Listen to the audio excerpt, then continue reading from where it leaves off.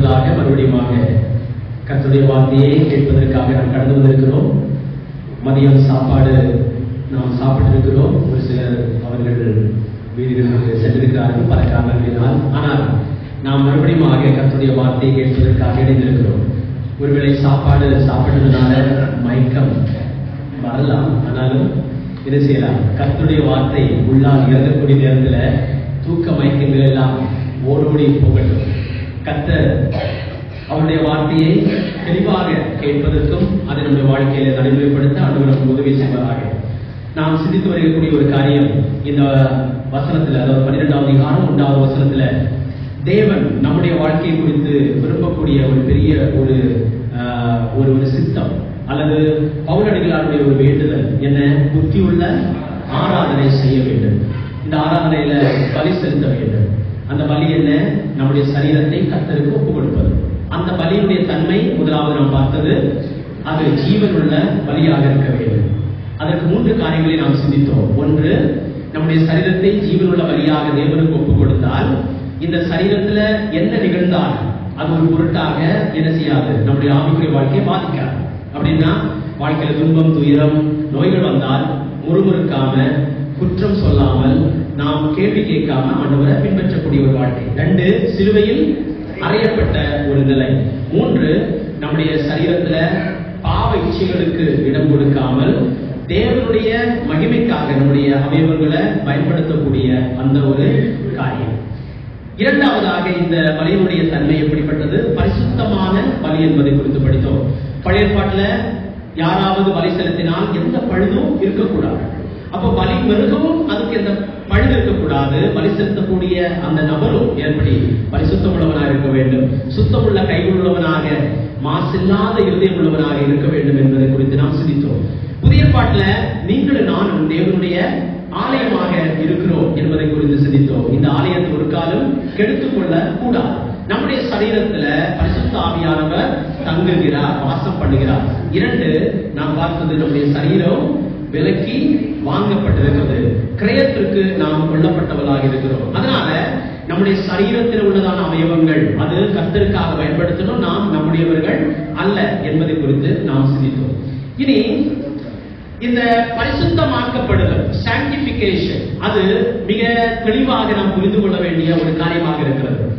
நாம் நீதிமான்களாக மாற்றப்படுகிறதற்கு நாம் எந்த காரியத்தை செய்தது கிடையாது. அப்படித்தானே? எல்லாமே அவர் செய்து முடித்திருக்கிறார், நாம் அதை நம்பி இருக்கிறோம்.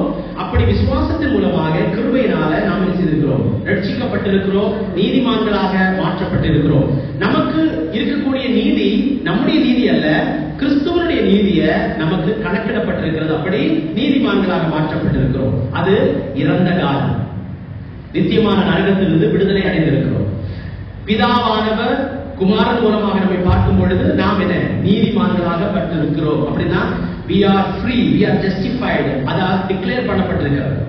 ஆனா இப்போ உலகத்துல வாழ்றோம். உலகத்திற்கு முன்பாக நாம் வாழக்கூடிய இந்த நேரத்துல, இந்த நம்முடைய இப்பொழுது இந்த அதாவது நிகழ்காலத்துல எப்படி வாழணும்? பரிசுத்தவான்களாக வாழணும்.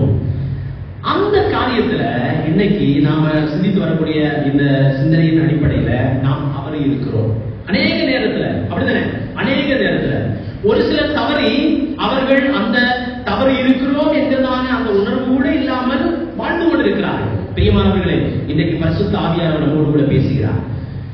ரட்சிப்பினுடைய அந்த ஒரு திட்டத்துல திரியேக தேவன் அவர் ஈடுபாடு கொண்டவராக இருக்கிறார். அதே போலவே நம்முடைய பரிசுத்தமாக்கப்படுதல் என்கிறதான அந்த காரியத்திலையும் திரியேக தேவன் அவர் இணைந்து செயலாற்றக்கூடியவராக இருக்கிறார். அதை குறித்து சற்று சிந்திக்கலாம். முதலாவதாக எபேசியர் 5வது அதிகாரம் 26, 27 வசனங்கள். எபேசியர் 5வது அதிகாரம் 26, 27 வசனங்கள்.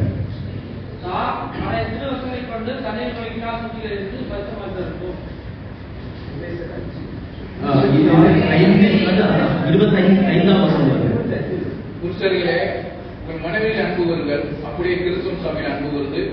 தாமதை திருவசனத்தை கொண்டு கண்ணீர் குறைக்கினால் சுத்திகரித்து பரிசுத்தமாக்கிறதற்கும் கரைதலை முதலானவர்கள் ஒன்றும் இல்லாமல் பரிசுத்தமும் பிரயற்றதுமான மகிமையுள்ள சபையாக அதை நமக்கு முன் நிறுத்திக் கொள்வதற்கும் தம்மை தாமே அதற்காக ஒப்புக் கொடுத்தார்.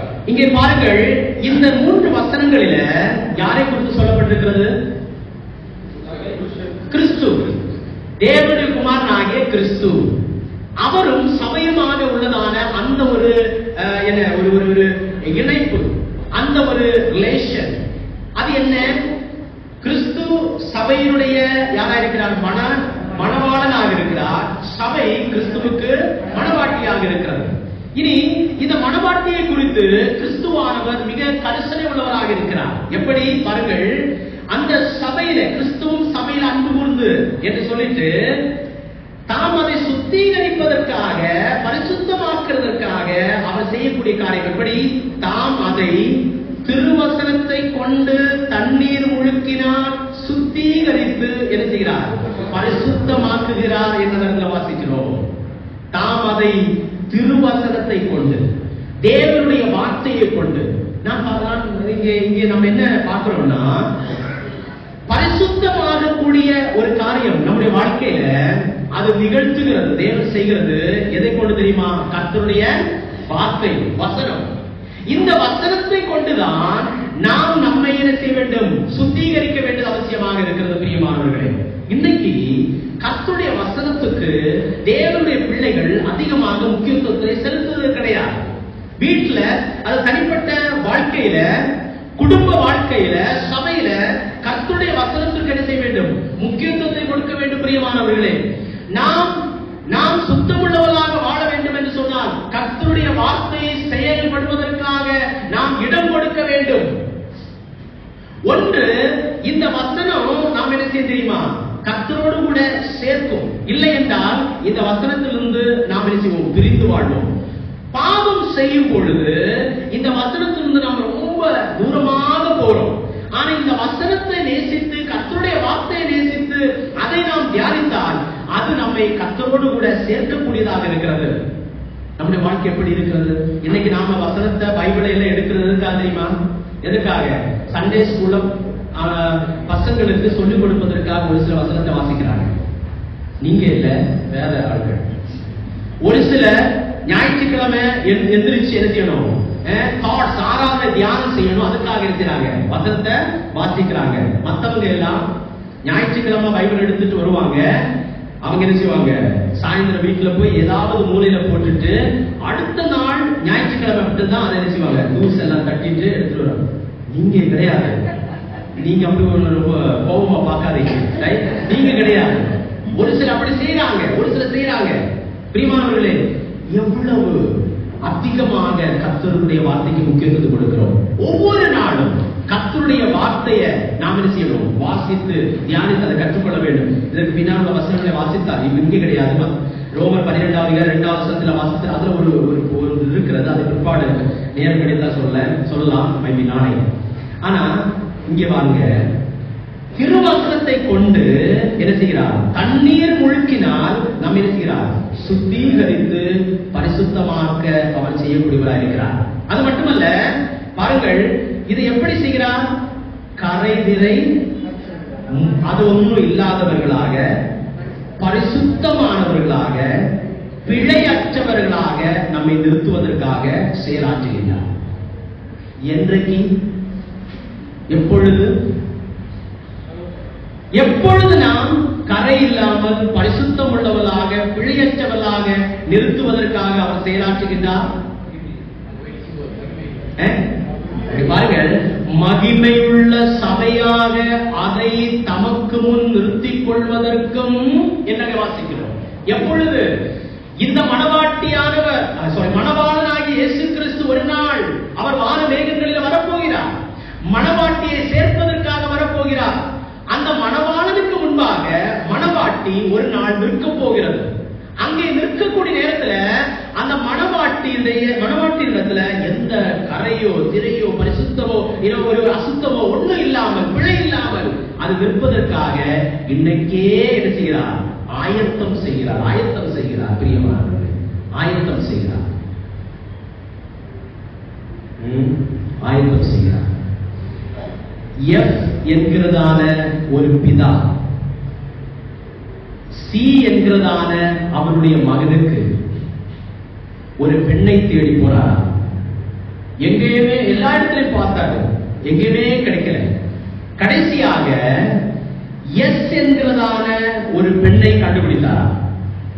அந்த எஸ் என்கிறதான அந்த பெண்ணை சி என்கிறதான தன்னுடைய மகனுக்கு நிகராக நிறுத்த முடியல.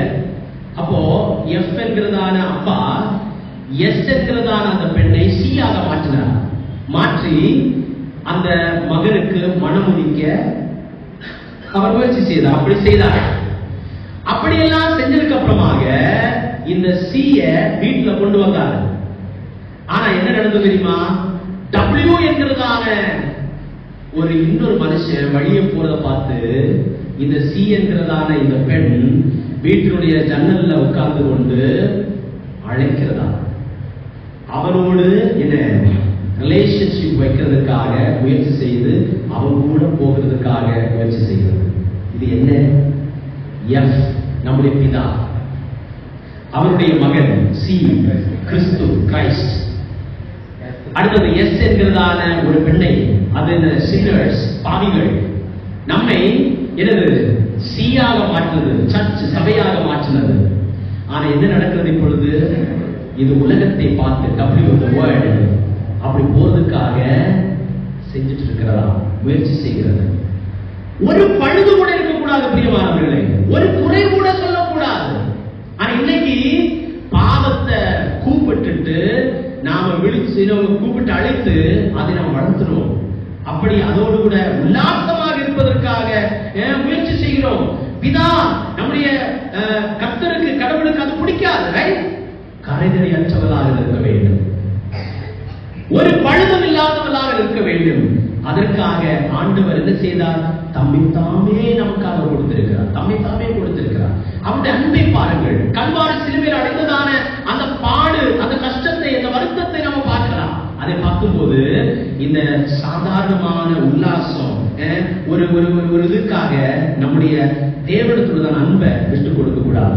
ஏன் பாவசியம் வாழணும்? ஏன் பாவசியம் வாழணும்? ஐயோ, அவர் நம்மளை கொண்டு போடுவார். நான் பாவம் செஞ்சா அவர் நம்மள தண்டனை செய்வாரு. பாவம் செஞ்சா ரட்சிப்பு அவ்வளவுதான் போகும். அப்படித்தானே? அதனால தான் பாவம் செய்ய விடாது. அப்படித்தானே? தூக்கம் வரல இல்லை, தூக்கம் வந்துருச்சுன்னா தூங்கலாம், எந்திரிச்சுன்னு தூங்குறீங்க. இதை நான் என் வகுப்புல மாணவத்தில் சொல்லக்கூடிய ஒரு காரியம். நீங்க தூங்க மாட்டேங்கிறேன். ஓகே, தூக்கம் வரலாம். ஆனா இடையெல்லாம் ஒரு சில ஒருவேளை நான் சொல்லக்கூடிய எல்லாத்துக்கும் ஆமா மாமான்னு சொல்லிட்டே இருப்பீங்கன்னு நினைக்கிறேன். ரைட், ஓகே, வரலாம். என்ன சொன்னேன் இப்போ? ஏன் நாம பாவம் செய்யக்கூடாது? கடவுள் நம்மை தண்டிப்பார், அதனால் பாவம் செய்யக்கூடாது. அப்படிதானே? பாருங்க, கடவுளுக்கு பயந்து பாவம் செய்யாம இருப்பது அல்ல. நாம் கடவுள் மேல், கிறிஸ்துவின் மேல் உள்ளதான அன்புதான் நாம் பாவம் செய்யாம இருக்கிறதுக்கு உள்ளதான ஒரு உற்சாகத்தை ஊட்டக்கூடியதாக இருக்கணும். பயந்து ஆர்வம் பாவம் செய்யாம இருக்கக்கூடாது. ஒரு சிலர் சொல்லுவாங்க, நாம பாவம் செஞ்சா நம்முடைய ரட்சிப்பை செய்யும், நஷ்டப்பட்டு போவோம். அப்படியா? அப்படியா? இழந்து போவோமா? இல்ல, நாம் ரட்சிக்கப்பட்டிருக்கிறது நித்திய ரட்சிப்பு. நித்திய ரட்சிப்பு ஒரு காலம் நஷ்டப்பட்டு போகாது. வெரி குட், பாவம் செய்யணும் அப்படி கிடையாது. அப்படி செய்யாது. அதை ஒரு லைசன்ஸ் எடுத்து பாவம் செய்யக்கூடாது. ஆனா அப்படி ஒரு சில சபைகள் விசுவாசிகளை பயமுறுத்தி தான் பாவம் செய்யாம அவங்க இருக்கணும்னு சொல்லிட்டு இருக்காங்க. ஆனா இன்னைக்கு விசுவாசிகள் யாரு? பிரதம விசுவாசிகள் இதெல்லாம் தெரியும். அதனால ஓ, இப்படி வாழ்ந்த என்ன பரலோகம் போலாம் அப்படின்னு உங்களுக்கு அன்பு இல்லை. தேவனிடத்துல, தேவனால் பிறந்தவன் பாவம் செய்ய, நம்ம அதை பிற்படலாம் பார்க்க போறோம். பிரியமானவர்களே, தேவன் நம்மை தண்டிப்பார் என்று சொல்லி பயந்து பாவம் செய்யாமல் இருக்கிறது அல்ல. கடவுள் எனக்காக தம்மை தாமே ஒப்பு கொடுத்தார். நான் அவரை நான் மனப்பூர்வமாக, இருதயபூர்வமாக நேசிக்க வேண்டும். அவருக்கு விருப்பமில்லாத எந்த தவறை நான் செய்யக்கூடாது. அவருடைய இருதயத்தை வேதனைப்படுத்தக்கூடிய எந்த சிறிய பழுது கூட நான் செய்யக்கூடாது என்கிற ஒரு சிந்தனை நமக்கு வேண்டும். அது இருக்கிறதா? கடவுளை பிரியப்படுத்த வேண்டும். இப்போ ஒரு ஒரு காதலன் காதலி இதை நம்ம சொல்லலாம்னு ரைட். அவங்க ஆமா இன்னைக்கு ஆமா அதுல காதலிக்கு விருப்பமான எதுவும் செய்வதற்காக காதல் செய்வாங்க. அவன் முயற்சி செய்துட்டே இருப்பான் ரைட். நேசம் ரைட். அவனுக்கு விருப்பமான எதுவும் பிரியமா இருக்கிறது எதுவுமாக செய்திருக்காங்க. பாருங்க இந்த காதல் காதலன் காதலன் ரொம்ப புனிதமான வார்த்தைகள் ரைட். கணவன் மனைவிக்குள்ளாக இருக்கணும் ரைட். அதே போல கர்த்தரோடு கூட அந்த காதல் இருக்க வேண்டும். இருக்கிறதா சபையாகிய நமக்கு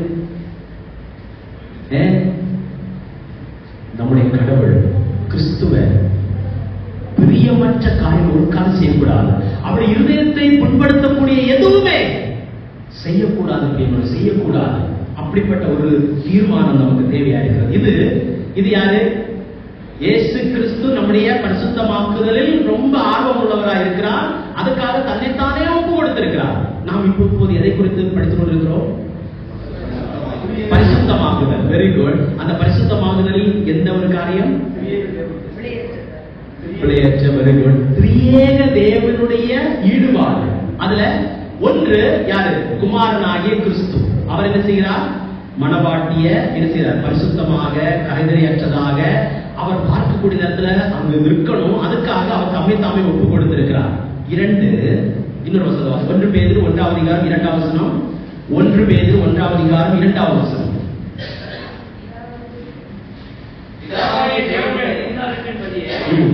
ஆவியானவரை பரிசுத்தமாக்குவதனாலே கீழ்ப்படிதலுக்கும் இயேசு கிறிஸ்துவினுடைய ரத்தம் தெளிக்கப்படுதலுக்கும் தெரிந்து கொள்ளப்பட்ட பரதேசிகளுக்கு அறியலாவது கிருபையும் சமாதானம் உங்களுக்கு பெருக கடவுள். இது பவுலடிகளா பேதுரு அவர்கள் எழுதினதான நிருபத்துல அந்த வாசகர்களை அவர் அங்கே வாழ்த்துவதற்காக எழுதினதான அந்த ஒரு விவரங்களில் இருந்து கிடைக்கக்கூடிய மிக முக்கியமான ஆழமான சத்தியம். என்ன சத்தியம்?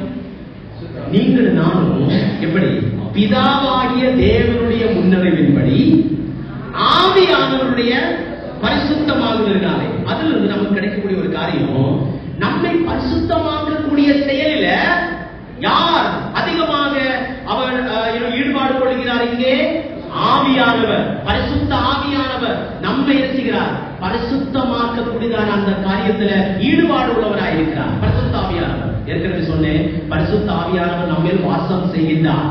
மாம்சத்தின்படி நடவாமல் ஆவியின்படி நடக்க வேண்டும். பரிசுத்த ஆவியானவர் சொல்லக்கூடிய நடத்தக்கூடிய அந்த பாதையில நாம் நடந்து செல்ல வேண்டும். அதோடு கூட இன்னொரு காரியத்தை பார்க்கிறோம். இந்த வசனத்திலேயே 3 காரியங்கள் இருக்கிறது. 3 நபருடைய கிரியைகளும் இருக்கிறது. ஒன்று, பிதாவானவர் நம்மை என்ன செய்கிறார்? முன்னறிந்தார். எதை முன்னறிந்தார்? இவர்களை அழைத்தால் இவர்கள் பரிசுத்தமாக வாழ்வார்கள். இவர்களை அழைத்தால் இவர்கள் பெரிய பெரிய காரியங்களை நமக்கு செய்வாங்க. அதெல்லாம் வச்சு பார்த்தா நம்ம அழைச்சாங்க இல்ல. நாம் எப்படி இருந்தோமோ அப்படியே ஆண்டவர் நம்மை அழைத்தார். நம்மிடத்துல எதையோ எதிர்பார்த்து அழைக்கல. இந்த முன்னறிவு என்று சொல்லும்போது மனுஷன் சொல்லுவாரு, நான் ரட்சிக்கப்படுவேன், நன்றாக இருப்பேன், அதை பார்த்து அழைத்தார். இல்ல அவருடைய அன்பை காண்பிக்கிறது. நாம் அநேக நேரத்துல உண்மை இல்லாதவர்களா இருக்கக்கூடிய தன்மைகள் எல்லாம் காண்பிக்கிறது. அப்படி இருந்தும் நம்மை அழைத்தார். அப்படி இருந்தும் நம்மை அழைத்திருக்கிறார். பிரியமானவர்களே, இஸ்ரவேல் ஜனங்களை அவர் முன்னறிந்தார். எப்படி? இவர்கள் எல்லாம் தலைக்கணம் உள்ளவர்களான ஜனங்கள், என்னை வெறுப்பார்கள் என்பதையெல்லாம் அறிந்தும் அவர் அழைத்திருக்கிறார். அதுதான் கர்த்தருடைய அன்பு. நாமளா இருந்தா யாராவது ஒருத்தர் நம்மளை காட்டிக் கொடுப்பான்னா நம்ம கூட்டத்துல சேர்ப்போமா? சேர்க்க மாட்டோம். ஆனா யூதாச சேர்த்தார். அவருடைய அன்பை காண்பிக்கிறது. பிரியமானவர்களே, நம்மளை எதையோ பார்த்து அல்ல, ஒண்ணுமே நம்ம நேசிப்பதற்கு இல்லாமல் இருந்தோம் நம்மை நேசித்திருக்கிறார், நம்ம அறிந்திருக்கிறார். இரண்டாவது, பரிசுத்த ஆவியானவர் பரிசுத்தமாக்குகிறார். அடுத்தது, இயேசு கிறிஸ்துவின் ரத்தம் தெளிக்கப்படுதலுக்கும் தெரிந்து கொள்ளப்பட்ட பரதேசிகளுக்கு எழுதுகிறது. அப்படின்னா இயேசு கிறிஸ்துவின் ரத்தத்தை நம்மை தெளிக்கப்பட்டு நம்மை பரிசுத்தவான்களாக மாற்றுவதற்காக நம்ம அழைத்திருக்கிறார். ஆனா இதுல நான் சொல்ல விரும்புகிறது, பரிசுத்த ஆவியானவரும் நம்முடைய பரிசுத்தமாகுதல்ல ஈடுபாடு உள்ளவராக இருக்கிறார். ஒண்ணு, இயேசு கிறிஸ்து தம்மை தாமே ஒப்பு கொடுத்தார். 2, பரிசுத்த ஆவியானவர் நம்முடைய பரிசுத்தமாகுதல்ல ஈடுபாடு உள்ளவராக இருக்கிறார். நாம் அதற்கு கீழ்ப்படியணும். அந்த வசனத்தை நாம எம்பசைஸ் பண்ணல, கீழ்ப்படியணும். என்ன செய்யணும்? கீழ்ப்படிய வேண்டும். Very important. மூன்றாவதாக, 1 தெசலோனிக்கர் 5வது அதிகாரம் 23வது வசனம். 1 தெசலோனிக்கர் 5வது அதிகாரம் 23வது வசனம். சமாதானத்தின் தேவன் தாமே உங்களை முற்றிலும் பரிசுத்தமாக்குவாராக. உங்கள் ஆவி, ஆத்துமா, சரீரம் முழுவதும் நம்முடைய கர்த்தராகிய இயேசு கிறிஸ்து வரும்போது குற்றமற்றதாக இருக்கும்படி காக்கப்படுவதாக. இங்கே என்ன வாசிக்கிறோம்? இங்கே யாரை குறித்து பார்க்கிறோம்? சமாதானத்தின் தேவன். யாரு? பிதாவான தேவன். அவர் உங்களை முற்றிலும் பரிசுத்தமாக்குவாராக. எதற்காக? எதற்காக? அவருடைய குமாரனாகிய இயேசு கிறிஸ்து வெளிப்படக்கூடியதான அந்த நேரத்துல நீங்கள் நானும் அவருக்கு முன்பாக எப்படி இருக்க வேண்டுமா? குற்றமற்றவர்களாக இருக்க வேண்டும், பரிசுத்தவான்களாக இருக்க வேண்டும், கரைதலை அற்றவர்களாக இருக்க வேண்டும். பிரியமானவர்களே, அதற்காக நம்மை முற்றிலுமாக என்ன செய்ய வேண்டுமா? பரிசுத்தமாக்குவாராக என்று அவர் வேண்டுகிறார். பாருங்கள், எதுல எல்லாம்? ஆவி, ஆத்துமா, சரீரம். இதுல எல்லாம் குற்றமற்றவர்களாக இருக்க வேண்டும். சரீரம், சரீரத்தை நாம, சரீரம் எதற்காக? சரீரம், இதுல ஆவி, ஆத்துமா, சரீரம், இந்த மூன்றும் மிக முக்கியம். சரீரம் எதற்காக? வேலை செய்யறதுக்காக. Very good. அது உண்மைதான். இந்த உலகத்துல நாம் வாழ்வதற்கு என்ன தேவை? சரீரம் தேவை. இந்த சரீரத்தை வைத்துதான் இந்த உலகத்துல வாழணும். அந்த சரீரத்துல வாழும் பொழுது குற்றமற்றவர்களாக வாழணும். அதுக்கு என்ன செய்யணும்? சரீரத்தை ஜீவ வழியாக, பரிசுத்த வழியாக நம்ம ஒப்படைக்கணும். 2, ஆத்துமா. ஆத்துமா எதற்காக? ஆவிக்குரிய நாம் மற்றவர்களோடு கூட, சக விசுவாசிகளோடு கூட, இந்த உலகத்தோடு கூட நாம் என்ன செய்யணும்? நன்றாக பழகி அப்படிப்பட்டதாக வாழும் பொழுது அதுல என்ன செய்யக்கூடாது? எந்த குற்றமும் நமக்கு இருக்கக்கூடாது. ஆவி, the connection with God. பிதாவை தொழுது கொள்ளுகிறவர்கள் ஆவியோடும் உண்மையோடும் தொழுது கொள்ள வேண்டும். அப்போ அந்த விஷயத்துல கூட, ஆவிக்குரிய காரியங்களில் கூட எந்த குற்றமும் இருக்கக்கூடாது. உலகத்துல வாழும் பொழுது எல்லாரோடு கூட உள்ளதான தொடர்புல, நாம் வாழக்கூடிய நேரத்துல தேவனோடு கூட உள்ளதான அந்த ஒரு பழுது நமக்கு வரக்கூடாது. தீமானவர்களை, காலையில் எந்திரிக்கிறது முதல் சாயந்தரம் நாம் நித்திரைக்கு போகிறது வரைக்கும் நம்முடைய வாழ்க்கையில ரொம்ப கவனமாக இருக்கணும். கவனமாக இருக்கணும். பைபிள் சொல்லுது, உன்னுடைய இருதயத்தை ஜாக்கிரதையாக செய்யணும், காத்துக் கொள்ளணும்னு சொல்லுது. அப்படின்னா எந்த விதத்திலையும் தவறான எண்ணங்கள், செயல்கள், பாவங்கள், குற்றங்கள், பழுதுகள் வராம ஒரு காவல்காரனை போல நீங்கள் நானும் இருக்கணும். பிரியமானவர்களை, இருக்கணும், ஜாக்கிரதை உள்ளவர்களாக இருக்கணும். அப்படிதான் நாம காக்கணும். உலகத்துல வாழ்றோம். அப்படி இருக்கும்போது எப்படி வாழ முடியும்? தாமரை இல்ல, ஒரு வாக்கியத்தில் அமைத்தெழுதுக. வாக்கியத்தில் அமைத்தெழுதுக. இது எப்படி எழுத முடியும்? தாமரை இலை தண்ணீர் போல. தாமரை இலை தண்ணீர் போல. வாக்கியத்தில் அமைத்தெழுதுக. சிந்திக்கிறீங்களா? ஒரு சிலத்தை இல்ல, இப்ப சிந்திச்சாதான் தூக்க போகும். அதான் தாமரை இலை நீர் போல. வாக்கியத்துல மொத்தம் அமைத்தெழுது. உங்களுக்கு தெரியும், ஒரு மனுஷன் வந்து, அதாவது விசுவாசிகள் இந்த உலகத்துல வாழும் பொழுது தாமரை இலை நீர் போல வாழ வேண்டும். வாழ வேண்டும். சரிதானே? ரைட். இலக்கணம் மறக்கல. ரைட். இந்த உலகத்துல நீங்களும் நானும் வாழக்கூடிய நேரத்துல தாமரை இலை நீர் போல. அப்படின்னு என்ன? பாவிகளோடு இந்த இடத்துல தண்ணீர் அந்த தாமரையில ஒட்டுனாதேனா அது விழுந்தாலும் ஒட்டாது. ஒட்டாது. அப்படின்னா நீங்கள் நானும் இந்த உலகத்துல பாவிகளோடு கூட நாம் வாழ்ந்தாலும் நாம் என்ன செய்யக்கூடாது? அவர்களை அந்த பாவத்துல விழுந்து விட கூடாது. அதே போல மீன், அது உப்பு தண்ணீர்ல வாழக்கூடிய மீன். ஆனா அதுக்குள்ளால உப்பு கிடையாது. இது அவ்வளவு அப்படியே எடுக்க முடியாது. நாம் இந்த பாவத்துல உலகத்துல வாழும் பொழுது நிச்சயமாக பாவம் நமக்குள்ள இருக்கு. ஆனா என்ன சொல்ல வரேன்னா, பாவ உலகத்துல வாழ்ந்தாலும் பாவம் நமக்குள்ளாக வராம என்ன செய்யணும்? தடை செய்யணும். இப்பொழுது நாம பாவிதான், அதை பத்தி நான் அப்புறமா சொல்ல போறேன். ஆனா பாவம் நமக்குள்ளாக வராம என்ன செய்யணும்? தடை செய்யணும். தடை செய்யணும். இதுக்கு நாம் தான் முயற்சி எடுக்க வேண்டும். இது ஆட்டோமேட்டிக்கா நடக்கிறதுக்கான ஒரு காரியம் கிடையாது. அப்படிதானே? நாம செய்யணும். அதை செய்ய வேண்டும். ஓகே, இனி 1 தீமோத்தேயு, ஓகே இப்படியா சொல்றேன், நீங்க ரட்சிக்கப்பட்டு நம்ம ரட்சிக்கப்பட்டவங்க அப்படிதானே? இங்க இருக்கவங்களில் எத்தனை பேர் பரிசுத்தவான்கள்? பரிசுத்தவான்கள்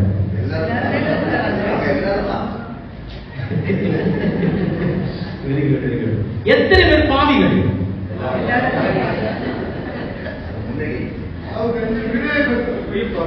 ரட்சிக்கப்பட்ட பாவிகள். ஆமா, அப்படி சொல்றதா கரெக்ட். ஓகே, அதை தர சொல்ல வந்தேன். இங்க பாருங்க, 1 தீமோத்தேயு 1:15 வசனத்துல தெரிந்த வசனம், இயேசு பாவிகளை ரட்சிக்க கிறிஸ்து இயேசு உலகத்தில் வந்தார் என்கிற வார்த்தை உண்மையும் எல்லா அங்கீகரிப்புக்கும் பாத்திரமானது என்று சொல்றாரு. அவர்களில் பிரதான பாவியாக நான் வாழ்ந்தேன்.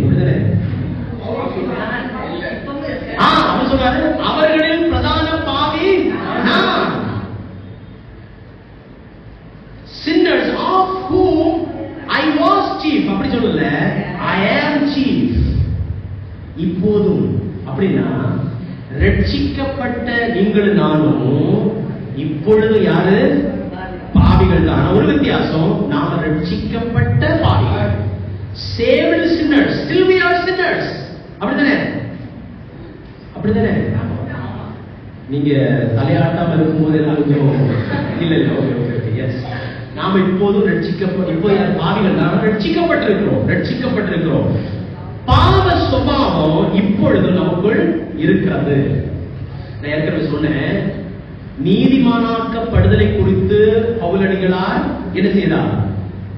4, 5 அதிகாரங்களில் விளக்கினார்.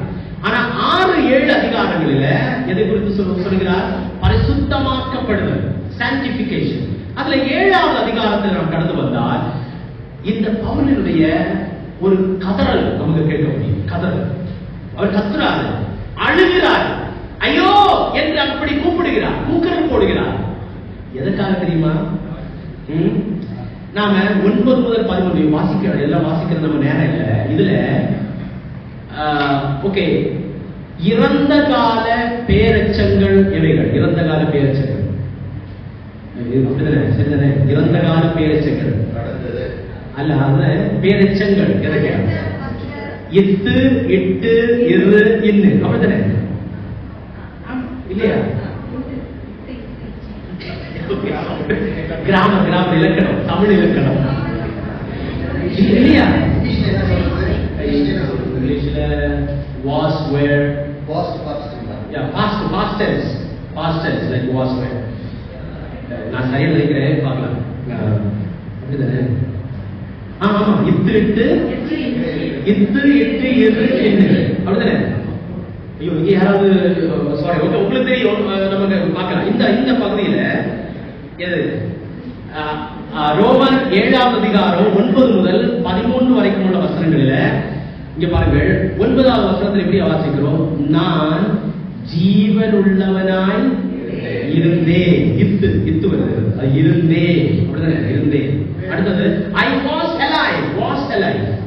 அடுத்தது நான் மரித்தவனானேன்.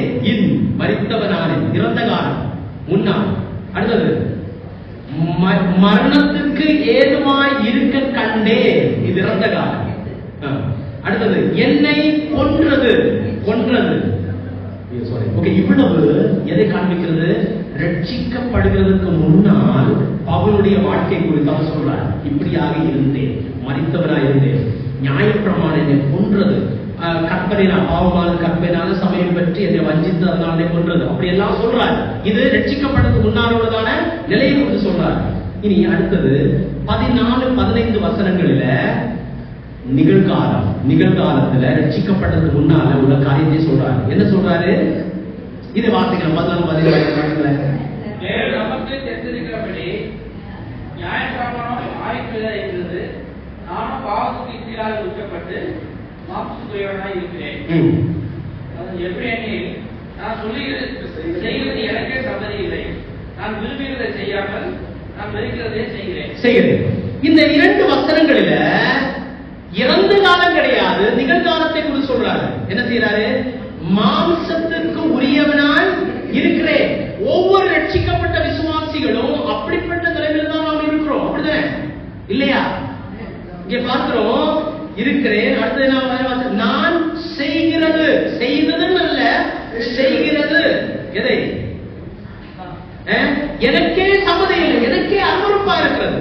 எனக்கே விருப்பம் இல்லை, அதை நான் செய்யறேன். நான் விரும்புகிறதை செய்யல, நான் விரும்பக்கூடியதை செய்யாம நான் வெறுக்கிறதே செய்யறேன். உங்க வாழ்க்கையில் நடக்கிறதா இது இல்லையா? அவர் சொல்றாரு, இதுதான் I am carnal, I am doing something that which I hate it. சில விஷயங்கள் நமக்கே பிடிக்காது, ஆனா நாம செய்யறோம். அது எதை காண்பிக்கிறது? நாம் ரட்சிக்கப்பட்ட பாவிகள் என்பதை காண்பிக்கிறது. இப்பொழுதும் பாவ சுபாவம் நம்மிடத்தில் இருக்கிறது, அப்படிதானே? இல்லையா? இருக்கிறது. நான் சொல்றேன், நீங்க நோயாளின்னு சொல்லலன்னா உங்களுக்கு மருந்து கிடையாது, இல்லையா? ஒருத்தன் வந்து நான் என்ன ஓகேன்னு சொன்னா அவனுக்கு மருந்தே கிடையாது, எந்த ஒரு ட்ரீட்மெண்டே தேவை கிடையாது. நோயாளிக்கு தான் மருந்து. அதே போல ரட்சிக்கப்பட்ட விசுவாசிகளாகிய நாம் நம்மிடத்தில் உள்ளதான பாவத்தை நாம் ஒப்புக்கொள்ளவில்லை என்று சொன்னால் அதிலிருந்து விடுதலை அடைய முடியாது. கதறணும், கத்தணும், அழணும். We should break down. நொறுங்குண்ட இருதயம் உள்ளவர்களாக மாறணும். இன்னைக்கு அநேக என்னுடைய வாழ்க்கையில எது தேவனுக்கு விருப்பம் இல்லைன்னு தேடுறத நிப்பாட்டி இருக்காங்க. தேடணும், ஒவ்வொரு நாளும் நாம தேடி அதை கூட்டி பெருக்கி அப்படி கொண்டு வரணும். ஐயோ இதுதான் ஆண்டவரே சொல்லி காமிக்கணும், அதுல இருந்து வெளியே வரணும். இன்னைக்கு அதை செய்யாம சாத்தான் நம்முடைய கண்களை குருடாக்கி வச்சிருக்கான், அல்லது அந்த நாட்டம் செலுத்தாம வச்சிருக்கான். ஆனா இங்கே பவுலடிகளார் பரிசுத்த மாதிரி குறித்து சொல்லும் பொழுது அவர் கதறுறாரு, ஐயோ நான் மாம்சத்துக்குரியவராக இருக்கிறேன், நான் எனக்கு விருப்பமில்லாத காரியத்தை செய்யறேன்னு சொல்லி அவர் கதறுறாரு. பிரியமானவர்களே, அதிலிருந்து வெளியே வரணும். 7வது அதிகாரம் பாருங்க, 16 முதல் 20 வரைக்கும் உள்ள வசனங்கள் அவர் என்ன சொல்லுகிறாரு? என்ன சொல்றாரு? 17ஆம் வசனத்தை எப்படியா சொல்றாரு? ஆதலால் நான் அல்ல, எனக்குள் வாசமாயிருக்கிற பாவமே அப்படி செய்கிறது. ஒரு விசுவாசி ஒரு தவறு செஞ்சான், நீங்க போய் ஏன் இப்படி செஞ்சதற்கு? அது நான் அல்ல செஞ்சது, எனக்குள்ள இருக்கக்கூடிய பாவம். நீ பாவத்தை என்ன செய்யக்கூடாது, நான் செய்யலையே, நான் குற்றக்காரன் கிடையாது. அப்படியா இது இருக்கணும்? இல்ல. இவர் என்ன சொல்ல வர்றாருன்னா, எனக்குள் பாவ சுபாவம் இருக்கிறது, நான் செய்யக்கூடிய இந்த காரியங்களுக்கெல்லாம் காரணம் எனக்குள் வாசமாய் இருக்கக்கூடிய பாவம். இனி சொல்றாரு, அது எப்படி என்று விளக்குகிறார். என்னிடத்தில், அதாவது மாம்சத்தில் நன்மை வாசமாய் இருக்கிறதில்லை என்று நான் அறிந்திருக்கிறேன். நன்மை செய்ய வேண்டும் என்கிறதான விருப்பம் என்னிடத்தில் இருக்கு, ஆனால் நன்மை செய்வதோ என்னிடத்தில் இல்லை. ஒரு செய்தி கேட்கக்கூடிய நேரத்துல நிறைய தீர்மானங்கள் எடுப்போம். அந்த தீர்மானம் ஆனா ஆமேன்னு சொல்லி வெளியில அந்த சாலையில போகும், அவ்வளவுதான், பிரயாணத்திலேயே காத்துல போயிடும். அப்படிதான் சாத்தான் எடுத்துட்டு போறோம். நன்மை செய்யணும் விருப்பம் இருக்கு, ஆனா நம்ம மறந்துடுறோம். பிரியமானவர்களே, மறக்க இடம் கொடுக்க கூடாது. இது அவருடைய நிலைமையை அங்கே காண்பிக்கிறது. அது மட்டுமல்ல, அவர் சொல்றாரு என்னது?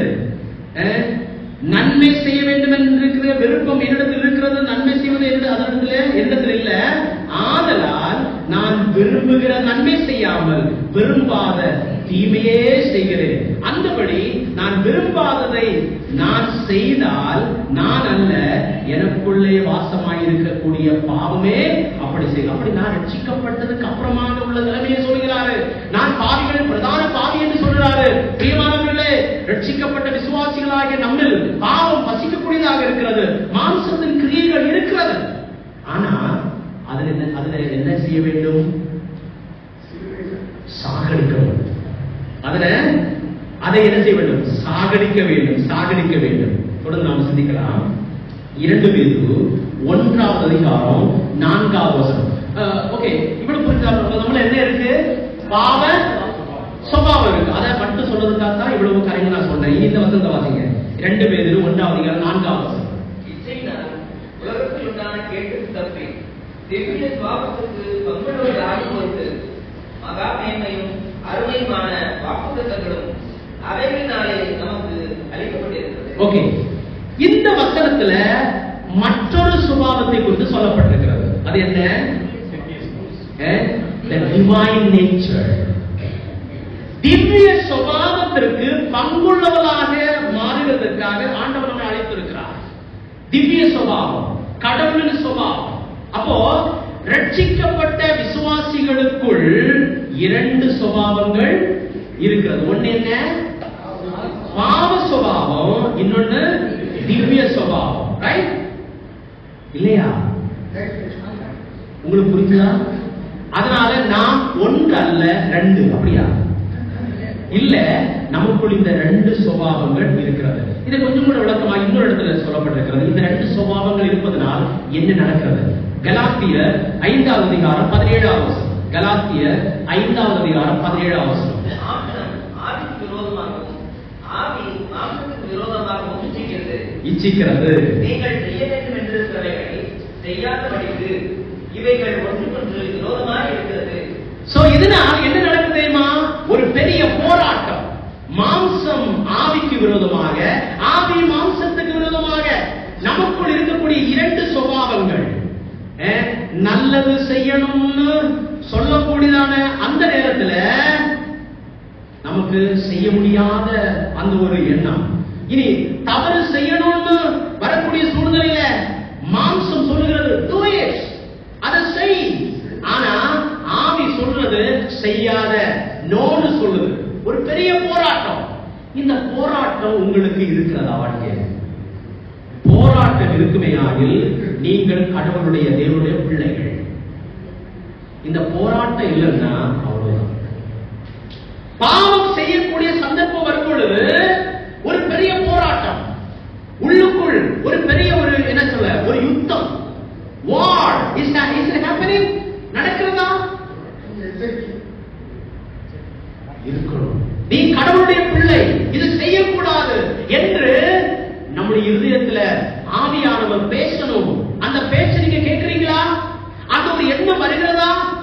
ஐயோ என்கிறதான அந்த ஒரு சூழ்நிலை, ஐயோ நான் செய்து போனேனே என்கிறதான அந்த ஒரு வருத்தம் இருக்கிறதா? குற்ற உணர்வு இருக்கிறதா? இல்லைன்னா எவ்வளவு அதிகமாக அந்த ஒரு அறிகுறி இல்லைன்னா உங்க ரட்சிப்பை குறித்து நீங்க என்ன செய்யணும்? கவலைப்படணும், சிந்திக்கணும்.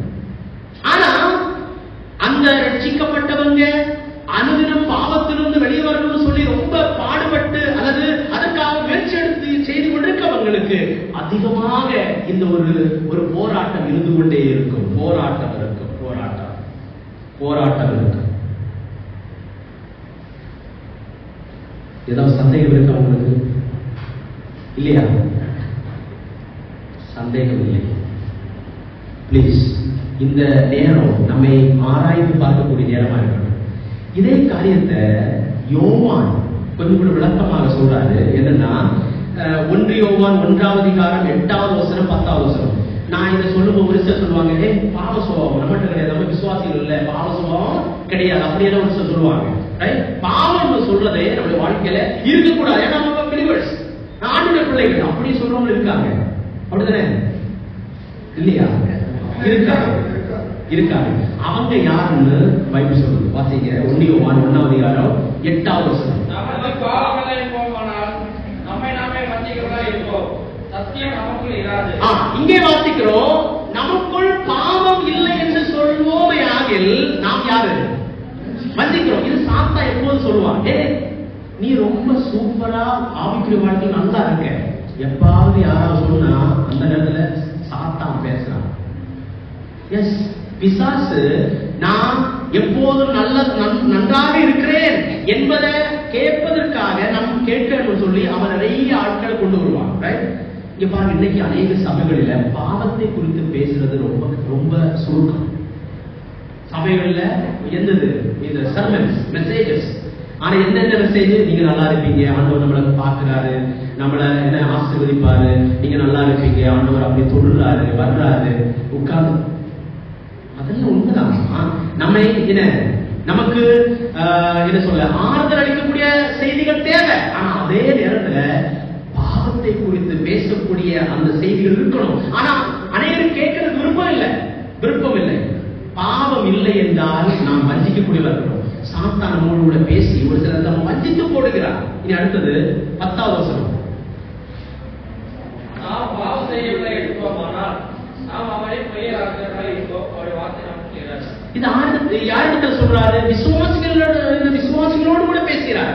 நாம் என்று சொல்லும் பொழுது நாம் நமக்கு பாவம் இல்லை என்போம், ஆனால் நாம் பாவம் செய்யவில்லை என்போமையாக என்று சொல்லும் பொழுது யாரெல்லாம் நாம் என்று சொல்லும் பொழுது ஒண்ணு, இந்த நிருபத்தை எழுதின ஆசிரியர் யாரு? யோவான்.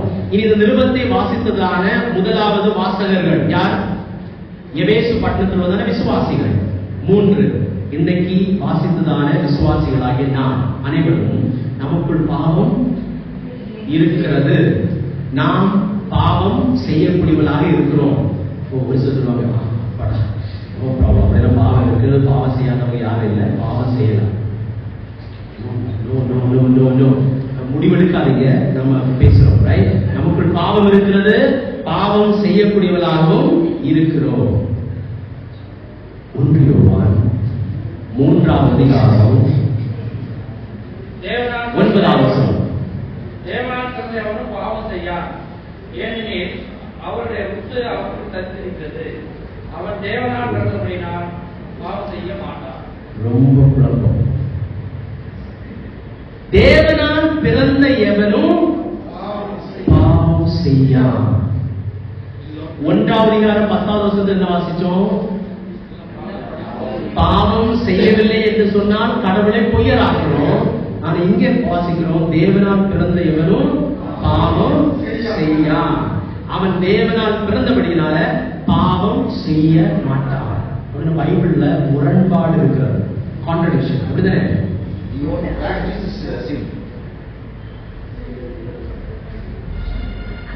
That's true. என்னன்னா இது பைபிள் எதில் எழுதப்பட்டது?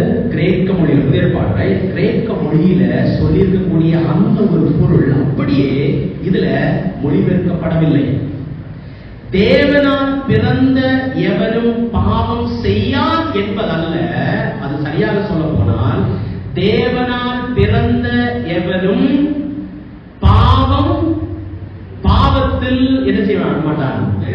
நிலைத்திருக்க மாட்டான், தொடர்ந்து வாழ மாட்டான், பாவம் செய்து கொண்டே இருக்க மாட்டான் என்பதை குறித்து தான் சொல்லப்படுது. பாவம் செய்ய மாட்டான் என்பதல்ல.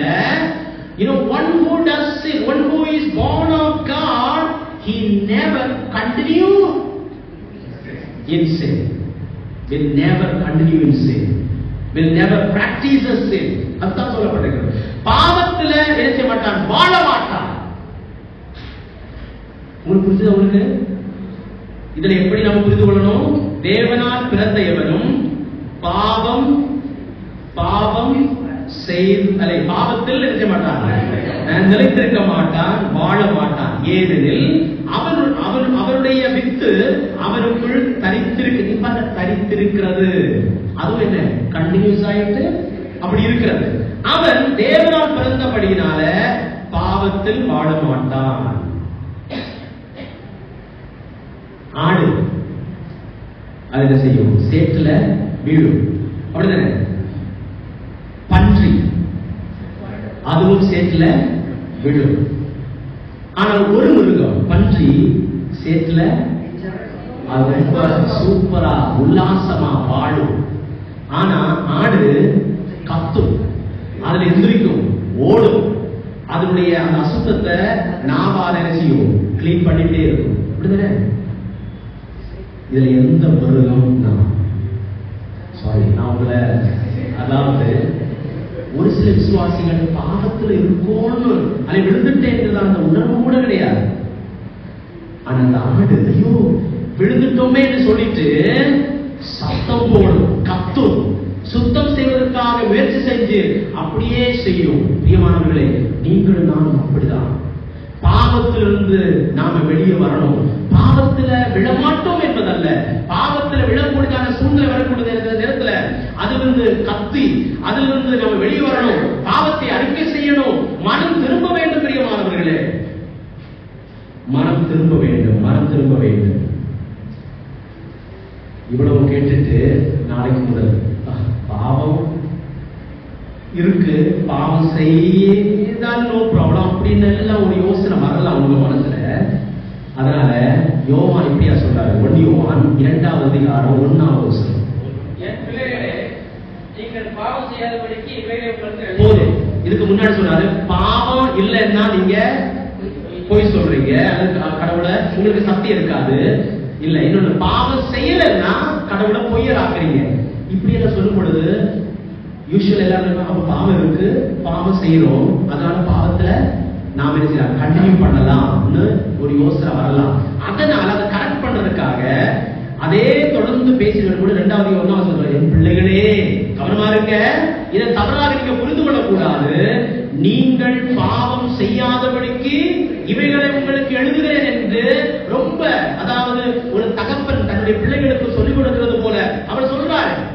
ஆனால் ஒருவன் பாவம் செய்வானானால், பாவத்தில் விழக்கூடிய அந்த சந்தர்ப்பம் வந்தால், பாவத்தில் தொடர்ந்து விழக்கூடிய அந்த அதை குறித்து சொல்லல, பாவத்தில் விழக்கூடிய சந்தர்ப்பம் வந்தால் நீதிபரராய் இருக்கக்கூடிய இயேசு கிறிஸ்து நமக்காக பிதாவினிடத்தில் பரிந்து பேசுகிறார்.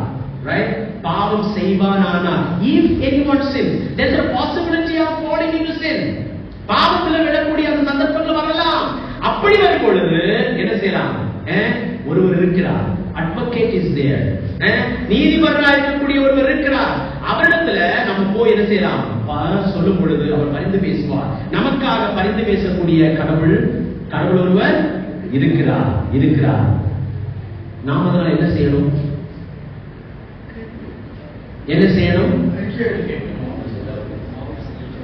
1 யோவான் 1வது அதிகாரம் 9வது வசனம்.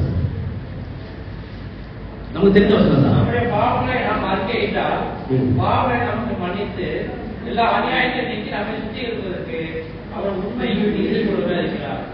நம்முடைய பாவங்களை நாம் அறிக்கையிட்டால், பாருங்கள் வார்த்தைகள், நம்முடைய, நமக்கு, நம்மை, மறுபடியும் பாவங்களை நாம் என்று 4 வார்த்தைகள் வருகிறது. இதுவும் இதை யோவான், அதுல யோவான் அப்போஸ்தலன், இனி எபேசு சபையுடைய விசுவாசிகள், இன்னைக்கு நாம் என்ன சொல்ல வர்றாருன்னா, நாம் நம்முடைய பாவங்களை அறிக்கை செய்யணும். நாம் எப்போ கடைசியாக பாவங்களை அறிக்கை செய்தது? ரட்சிக்கப்பட்ட அந்த படக்கூடிய அந்த நேரத்தில் பாவங்களை நாம் அறிக்கை செஞ்சோம். எப்படி பாவங்களை அறிக்கை செஞ்சோம்? ஆண்டவரே, நான் ஒரு பாவி அப்படி சொன்ன அந்த வார்த்தையில ஆதாமின் பாவம், இனி பிறந்தது முதல் அந்த நேரம் வரைக்கும் செய்த அவ்வளவு பாவங்களையும் அவர் செய்திருக்கிறார், மன்னித்திருக்கிறார். ஆனால் ரட்சிக்கப்பட்டதற்கு பிற்பாடு ஒவ்வொரு தேவனுடைய பிள்ளைகளும் நம்முடைய பாவங்களை ஒவ்வொன்றாய் அறிக்கை செய்யணும். தவறு செய்த அந்த நேரத்திலே, ஆண்டவர் நீ ஒரு தேவனுடைய பிள்ளை, இந்த தவறு செஞ்சாய் என்கிற உணர்வு வரும் பொழுது அந்த நேரத்தில் சொல்லணும், ஆண்டவரே எஸ். அறிக்கைன்னு சொன்னால் என்ன? பாவ அறிக்கை. கன்ஃபெஷன் சொன்னால் என்ன?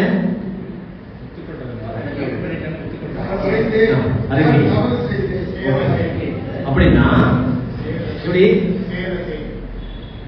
சேர்ந்து அப்படின்னா சொல்றத அப்படியே சொல்லுங்க. திரும்ப சொல்றது. கடவுள் சொல்றாரு நீ ஒரு பாவி. அந்த நேரத்துல நான் சொல்றேன், ஆமாண்டவரே நான் பாவம் செய்தேன். அதான் அறிக்கை. எப்போ பாவங்கள் அறிக்கை செய்யணும்? ஒரு தவறு செஞ்ச அந்த நேரத்திலேயே இருதயத்துல அது கடவுள் பேசுறாரு, நீ தவறு செஞ்சிருக்கா, போய் சொல்லணும், ஆண்டவரே எஸ் ட்ரூ, நான் பாவம் செஞ்சேன். ஆண்டவர் சொல்றாரு, அதை திரும்ப நாம சொல்லணும், கன்ஃபஸ் இட். அப்படி ஒவ்வொரு நாளும் செய்யணும். பாருங்க, நாம் வீட்டை என்ன செய்யறோம்? பெருக்கிறோம், அப்படிதானே? அதே போல ஆலயத்தை எல்லாம் ஒரு நாள் நாம் அதை சுத்தம் செஞ்சோம், அடுத்த ஒரு வாரம் கேரண்டி, அப்படிதானே? சுத்தம் செய்யாம இருக்கு, அப்படிதானே? அப்படி செய்வீங்களா? இல்ல, ஒவ்வொரு நாளும் செய்வோம், அப்படிதானே? இதே போல நம்முடைய வாழ்க்கையில எல்லா நேரமும் எல்லா நாளும் என்ன செய்யணும்? நாம சுத்தம் செய்து கொண்டே இருக்கணும். இரவுல சரியான ஒரு நேரம் எப்போ தெரியுமா?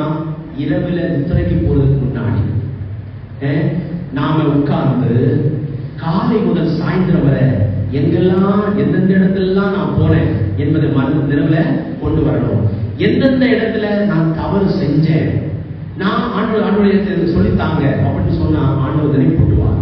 அப்படி ஒவ்வொரு அந்த காரியத்தை எடுத்து, ஆண்டவரை அந்த இடத்துல நான் போய் இடத்துல போனேன், இந்த தவறான சிந்தனை வந்தது, பேசக்கூடிய கூடாத வார்த்தை அந்த இடத்துல பேசினேன், அந்த இடத்துல நான் வேறு விதமா அந்த சகோதரை பத்தி பேசுறேன். இதெல்லாம் சொல்லி சொல்லி அறிக்கை செய்யணும். அறிக்கை செய்து தேவனோடு கூட ஒப்புரவானதுக்கு அப்புறமாக தூங்கணும். பாவத்தோடு கூட தூங்கக்கூடாது. அடுத்த நாள் அது பெருசா வளரும். ரைட்? பாவ அறிக்கை டெய்லி எல்லா நாளும் செய்யணும். பரிசுத்தமாக 3 காரியங்களை சொல்லி முடிக்க போறேன். பரிசுத்தமாக இதை குறித்து பாருங்கள். present your body as a holy sacrifice, அதாவது நம்முடைய சரீரத்தை எப்படி பரிசுத்த பலியாக தேவனுக்கு ஒப்படைக்க வேண்டும். அது மிக முக்கியமான ஒண்ணு. அது பரிசுத்தமாகுதல குறித்து தான் சொல்லப்பட்டிருக்கிறது. sanctification அது எப்படி செய்யணும்? ரோமர் 6வது அதிகாரத்தில் விளக்கமாக இதை பற்றி சொல்லி இருக்கிறது. 5 முதல் 11 வரைக்கும் 3 காரியங்கள் செய்யணும். ஒன்று, அதனுடைய 11வது வசனம் வாசிக்கலாம். 6வது அதிகாரம் 11வது வசனம். அப்படி நீங்களும் உங்களை பாவத்திற்கு மரித்தவர்களாகவும் நம்முடைய கர்த்தராகிய இயேசு கிறிஸ்துவுக்குள் தேவனுக்கென்று பிழைத்திருக்கிறவர்களாகவும் எண்ணிக்கொள்ளணும். reckon yourselves. அப்படின்னா நான் ஏற்கனவே சொன்னேன், ரட்சிக்கப்பட்ட பொழுது நாம் என்ன செய்திருக்கிறோம்? பாவத்திற்கு மறைத்து அடக்கம் செய்யப்பட்டு நீதிக்காக பிழைத்திருக்கிறோம் தேவனுக்கென்று. அதே காரியம் தான் நாம் ஞான ஸ்நானம் எடுத்த பொழுதும். அதே போல உலகத்தில் வாழும் பொழுது ஒவ்வொரு நாளும் இந்த வசனத்தை மனசுல கொண்டு வரணும், எண்ணணும், எண்ணிக்கொள்ளணும். அப்படின்னா எல்லா நாளும் இந்த மனசுல இதை சொல்லிட்டே இருக்கணும். நம்முடைய வீடுல வசனம் இருக்குது. அப்படிதானே? என்னது வசனம்? நீ ஆசீர்வாதமாக இருப்பாய். அடுத்தது, நீ வாதாகாமல் தலையாக்குவார் ஆண்டவர். அடுத்தது, வாதே உன் கூட. அப்படிப்பட்ட வசனங்கள். இனி முதல் அந்த வசனம் அதல்ல, இந்த வசனங்கள் தான் இருக்கணும். இந்த வசனங்களை நம்ம வைக்கணும். அதாவது நாம எண்ணணும், டெய்லி நினைப்பூட்டணும், மனசுல கொண்டு வரணும். எப்போதுமே ஆவிக்குரிய அநேக காரியம் நாம் மறந்து விடுறோம், மறந்து போறோம். நாம நினைப்பூட்டணும், எண்ணிட்டே இருக்கணும். எப்பொழுது நாம நினைப்பூட்டிட்டே இருக்கணும். பரிசுத்த ஆவியானவர் இப்பொழுது நம்ம நினைப்பூட்டிட்டே இருக்காது. எப்படி?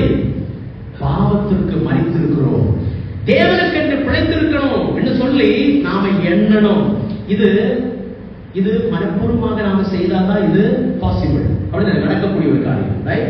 எவ்ரிடே, எல்லா நாளும் இது நாம செய்யணும். அதுக்காக என்னென்ன பிராக்டிக்கலாக என்னென்ன காரியங்கள் மேற்கொள்ள வேண்டுமோ அதை நீங்க மேற்கொள்ளணும். செய்வீங்களா? என்ன செய்ய தெரியாது.